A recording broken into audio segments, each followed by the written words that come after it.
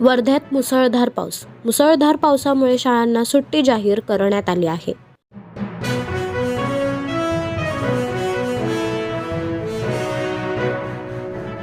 प्रकल्पांना मिळणार गती.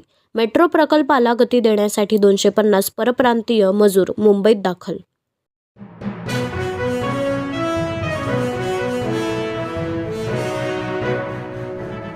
मुंबईतील उड्डाणपुलाचे नाव सिंदूर. 10 जुलैला ह्या उड्डाणपुलाचे लोकार्पण सोहळा पार पडणार.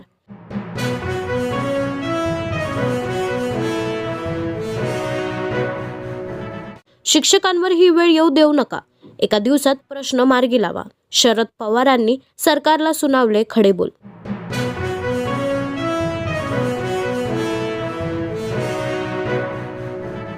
शरद पवार आझाद मैदानात दाखल.